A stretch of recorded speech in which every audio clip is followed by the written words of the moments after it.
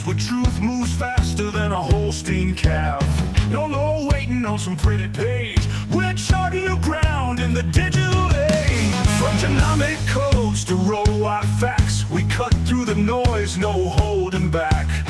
Not your daddy's dairy news tonight. We're sparking debates with every insight. The ring's not where the real fight's at. It's in the data, in the channel chat.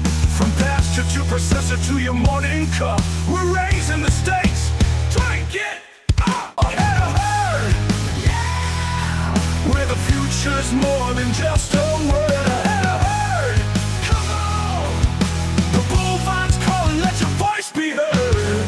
Welcome to the Bullvine Podcast, your go-to source for bold insights and honest conversations about the dairy industry. I'm your host, and today we're diving into how dairy farmers are breaking free from the 365-day grind, reclaiming time, and boosting profits through cutting-edge automation and smarter labor strategies. Whether you're running a family farm or managing a large operation, this episode is packed with actionable advice and real-world stories to help you thrive in today's challenging market. Stay with us. Yep, you're definitely in the right place today. We're diving into a really interesting feature article from the Bullvine. Lots of buzz around this one. We're going to break it all down. Absolutely. You know, forever it feels like, dairy farming has meant that relentless 365-day grind. Yeah. The classic image. We've all heard the stories. Maybe you've lived at those early mornings, late nights, just feeling like the farm completely owns you. Mm-hmm. That farm owns me feeling. But what if? What if there was another way, a way to maybe get some time back? Well, and that's the fascinating thing now, isn't it? The conversation isn't really if it's possible anymore. It's how. Exactly. How? How are folks using smart tech, different management strategies to turn those crazy schedules into profitable farms that actually, let you have a life. A life outside the barn. Yeah. It's not just a pipe dream? No, it's becoming a tangible reality for a lot of producers. So if you're sitting there thinking, how do I boost my profits? How do I secure the farm for the kids? And honestly, how do I just get an evening off sometimes? Yeah. The basics. Then stick with us. We're going to unpack the facts, the research, the real stories, all tailored for you. Okay, so let's dig into this. The article kicks off painting a pretty stark picture of traditional dairy farming. Mm-hmm. It's not just a feeling people have. The numbers actually confirm it. Dairy operators clocking some of the longest hours in ag. Yeah, it's quite sobering when you look at the data. USDA surveys, they show principal dairy operators averaging 64 hours a week. 64. And that's the highest, of any ag commodity group. And it often jumps to 75 hours during calving season. 75 hours. Think about that. At least maybe 6 hours a week for literally anything else. Anything not farm related. Wow. And that intense schedule, it takes a huge human toll. And the article really hammers that home, right? It's not just being tired, it goes deeper. It really does. The research is pretty clear. There was a Journal of Dairy Science study. It found dairy workers average only about 6 hours and 15 minutes of sleep during calving. Oof. Way below what you need. Way below. So you've got heightened stress, a much higher risk of accidents, working with big machinery, large animals when you're exhausted. Not ideal. Definitely not. And beyond the physical, there's the mental health side, those long hours, the lack of sleep, the isolation sometimes. It contributes to anxiety, depression, burnout. It's a real issue. You hear those stories. You do. Farmers feeling trapped, missing family stuff. The article mentions a Vermont producer, actually, who said, "Automation saved my marriage." Wow, that says a lot. It really does. It speaks volumes about the pressure that lifestyle puts on people. And that personal struggle, it kind of ripples out, doesn't it? Right. It fuels this bigger labor crisis we keep hearing about. You absolutely hit it there. This isn't just individual farms struggling. It's an industry-wide problem. The Bureau of Labor Statistics, they're projecting a 3% decline in the overall ag workforce in the next decade. A decline. Yeah. And dairy is feeling that pinch the most. And when labor is scarce, what happens? Costs go up. Average hourly wage is over $17 now. Mm-hmm. But the real killer, the hidden cost, is turnover. Recruiting, training someone new, that can cost upwards of $4,400 per employee. Per employee. Yeah. So think about a medium-sized farm, say 200 cows. If they have 50% turnover a year on just 5 employees, That's over $11,000 down the drain, just in hidden costs. Not even counting lost productivity or mistakes from new people. Exactly. And those high turnover rates, 30% or more, they're directly linked to lower milk production, higher calf mortality. It's a nasty cycle. And all of this just feeds into those bigger economic pressures, right? Yeah. Consolidation, the succession crisis is all connected. It absolutely is. At the heart of it, there's this stark efficiency gap. Smaller farms, say 50, 90 cows, they're spending over 26 hours per cow each year. 26 hours. Compare that to the big operations, 2,000 plus head. They're down around 13 hours per cow. Half the time. Half the time. And it's not just about being bigger. It's about the automation, the management systems they can use. Which makes it really tough for the next generation to see a future in traditional dairying. It's a huge deterrent. The stats are kind of grim. Almost 9 out of 10 family dairies don't make it past the third generation. 9 out of 10. Yeah. And the average age of a U.S. farmer is over 57. Almost a third of the workforce is looking at retiring by 2025. So who's going to take over these farms, especially the smaller ones facing those efficiency challenges? It really does paint a tough picture, doesn't it?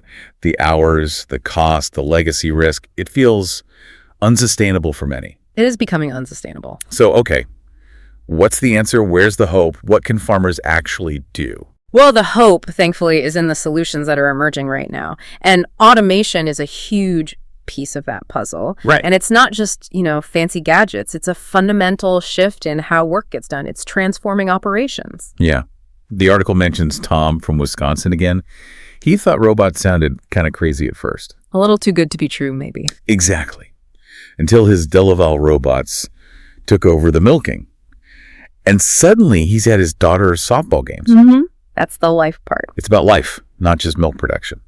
So what exactly are these technologies? What are they really delivering on the ground? Well, they're delivering a pretty complete overhaul, honestly. Milking, feeding, health monitoring, the whole shebang. Okay. And you see the scale of this shift in the market projections. Global robotic milking systems. Yeah. That market's set to basically double in the next 10 years. Double. Wow. Yeah, from around $3 billion now to almost $5 billion by 2035. That's like a 7% growth rate every year. And interestingly, Delaval reported a 15% jump in installations driven mainly by the labor crisis, not just chasing efficiency. So farmers are turning to it out of necessity. Big time. And it's way beyond just milking robots. We're talking about this whole smart farm ecosystem. Okay. Like what? Like automated feeding systems. They mix and deliver the TMR multiple times a day. Or even simply stuff like feed pushers, making sure cows always have access to fresh feed. Keeps them happy. Keeps them happy, keeps them eating. Then you've got advanced sensors.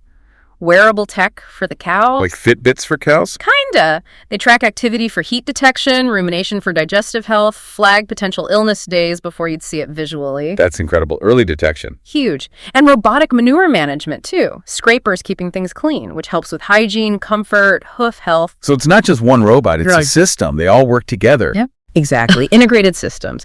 And they deliver really tangible results, both for the cows and the bottom line. Let's talk about those results. What kind of gains are we seeing?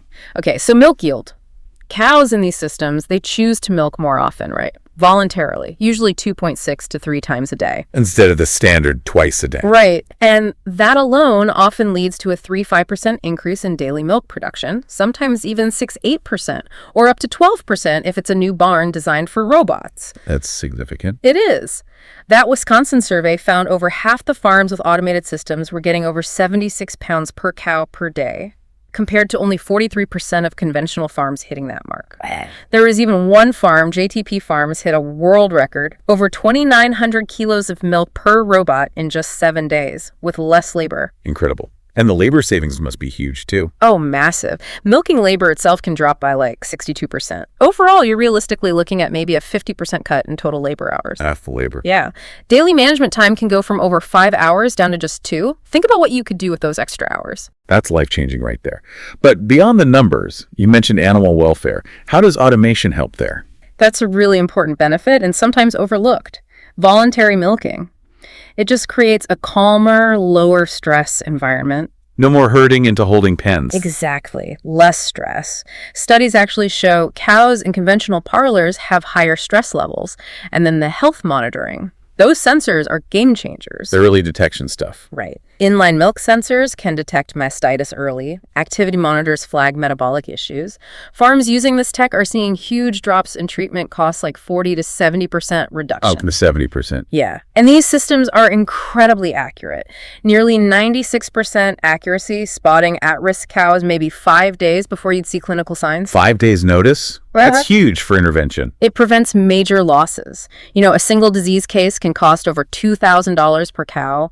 Catching it early saves that money. A&D boosts their overall lactation yield. So it sounds like the farmer's role changes quite a bit too. Less manual labor, more data analysis. That's exactly it. You shift from physical labor to being a skilled data analyst almost. Okay. All these systems, milking, feeding, health, they're generating tons of data. Your job becomes interpreting that data, making decisions based on it. And it even changes how you think about productivity. How so? Well, in a traditional setup, your best cow might just be the one giving the most milk, right? Highest volume. Sure. In a robot system, the most valuable cow is the one producing the most milk per minute of robot time. Because the robot time is the limiting factor. Exactly. It's the bottleneck. The article gives an Iowa State example. One cow gives, say, 49.5 kilos, but takes only 17 minutes in the robot. Another gives 48 kilos, almost the same, but takes 47 minutes. Wow. Big difference in time. Huge difference. That second cow ties up that expensive robot for nearly 3 times as long. So suddenly your culling decisions, your breeding strategy, your genetics, it all starts revolving around robot efficiency, not just peak volume. That's a fundamental shift in thinking. It's not just faster milking, it's smarter farming. Completely smarter farming. Okay, but Jake, let's be real. This sounds amazing, but it also sounds expensive, like really expensive. What's the actual financial picture look like? Yeah, we got to talk dollars and cents, right? Definitely. So what does this all mean for the bottom line? Automation sounds great, but that upfront cost, it can feel pretty daunting. The article goes into the financials, the ROI, but also some alternatives, right, for folks maybe not ready for that huge investment. Exactly. And the financial case, it's not just about saving a bit on labor. It's really about reshaping the farm's whole economic structure. The article digs into the total cost of ownership, which is crucial. Okay. So it makes you ask, okay, what are we really looking at for investment? What are the potential returns? And maybe more importantly, what are the risks? Let's break down that investment first. What are the big ticket items? Well, the robot itself, a single robotic milking unit. You're looking at somewhere between $150,000 and $230,000. Per unit. Per unit. So for a typical 120 cow dairy, you'd probably need 2 units. That's $300,000 to $460,000 right there, just for the hardware. Okay, that's a big number, but that's not everything, is it? Not even close. You've got what the article calls hidden infrastructure costs. You usually need facility modifications, concrete work, major electrical upgrades. These things run 247 new plumbing. That can easily add another $100,000 to $200,000 for a 100 cow setup. Wow. So the robot cost is only part of the story. Right. And then there are ongoing costs, annual maintenance, service contracts. Those can run $6,000 to $25,000 per robot per year, and they tend to go up as the machines get older. Okay. Plus, your electricity bill will likely go up because of that 24/7 operation, even if the units themselves are efficient. So it's a serious commitment. But the article's example, that hypothetical 1 to 20 cow dairy, it showed some pretty impressive potential returns too. It did. That example provides a good snapshot. On the revenue side, they projected milk sales increasing 7-10%. That's maybe $60,000 more per year just from higher milking frequency. Plus quality premium. Plus quality premiums, yeah. Better udder health often means lower somatic cell counts, so you get those bonuses. Maybe another few thousand there. And on the expense side, that's where the big savings are. That's where the big shifts happen. Hired labor for milking potentially cut by 75%.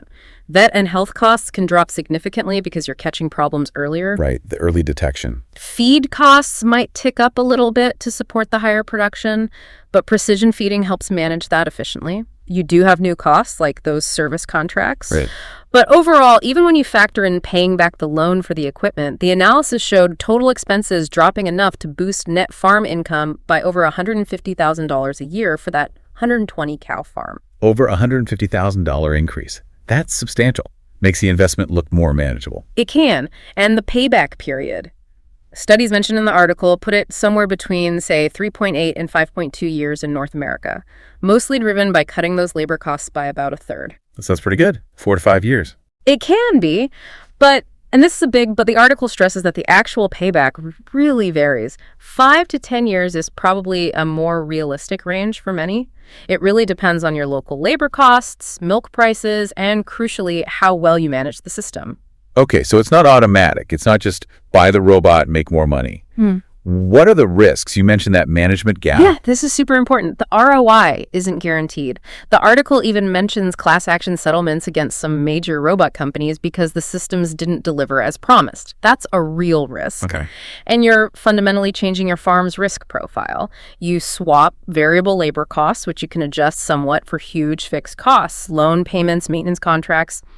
Those bills come due whether milk price is high or low. Makes you more vulnerable to price swings. Exactly. High prices, you make great money. Low prices, it can trigger a serious cash flow crisis because those fixed costs don't budge. And the management gap, what's that about? That's probably the biggest risk. It's like, buying a Formula One car but not knowing how to drive it properly.